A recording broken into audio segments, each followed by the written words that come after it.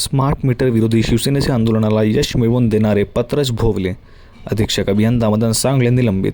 शिवसेना काय भूमिका घेणार? स्मार्ट मीटर सक्तीविरोधातील आंदोलनादरम्यान केलेले वक्तव्य अधीक्षक अभियंता सांगळे यांना भोवले असून त्यानंतर त्यांच्या निलंबनाची कारवाई करण्यात आली. नेमके काय घडले आणि कोणत्या वक्तव्यामुळे ही कारवाई झाली ते जाणून घेऊया.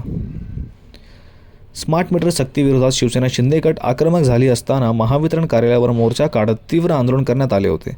ग्राहकांच्या संमतीशिवाय स्मार्ट मीटर बसविण्याच्या विरोधात शिवसेनेने घेतलेल्या भूमिकेनंतर महावितरणचे पालघर विभागातील अधीक्षक अभियंता मदन सांगळे यांनी संबंधित एजन्सीला महत्त्वाचे निर्देश देणारे पत्र जारी केले होते. मात्र ग्राहक हिताच्या भूमिकेतून काढण्यात आलेले हेच पत्र अखेर त्यांच्या निलंबनाचे कारण ठरल्याची चर्चा आता जिल्हाभर रंगली आहे. शिवसेना शिंदे गट पदाधिकारी आणि कार्यकर्त्यांनी स्मार्ट मीटर सक्तीविरोधात महावितरण कार्यालयावर मोर्चा काढून प्रशासनाला धारेवर धरले होते. ग्राहकांची पूर्वसंमती आणि उपस्थितीशिवाय स्मार्ट मीटर बसविण्याच्या प्रक्रियेला विरोध करत नागरिकांच्या भावना प्रशासनापर्यंत पोहोचवल्या होत्या.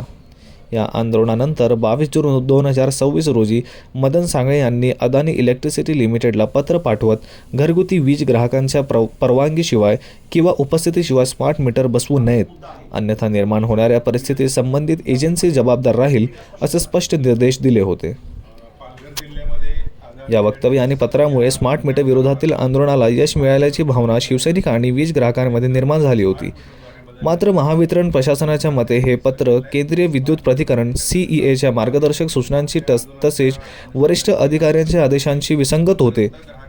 वरिष्ठांच्या निर्देशांचे उल्लंघन केल्याचा ठपका ठेवत कोकण प्रादेशिक विभाग कल्याणचे सहव्यवस्थापकीय संचालक व सक्षम प्राधिकारी दिलीप जगताप यांनी मदन सांगळे यांच्या निलंबनाचा आदेश जारी केला.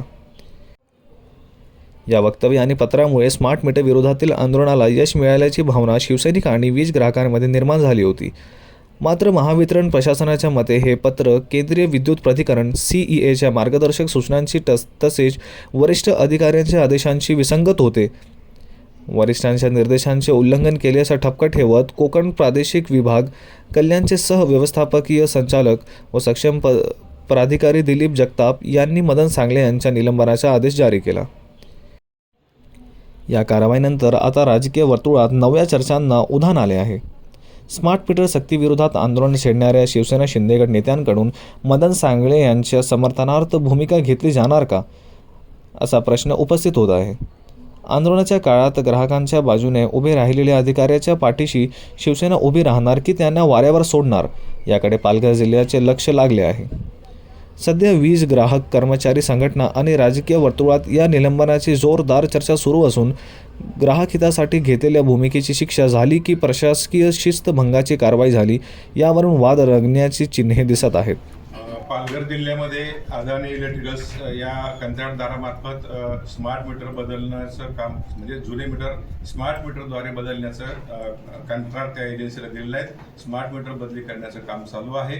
आजच्या आंदोलनाच्या अनुषंगाने मी आश्वासन देतो की जोपर्यंत ग्राहकाची संमती मिळत नाही तोपर्यंत बिना संमतीने कुठलेही मीटर बदली करण्यात येणार नाही.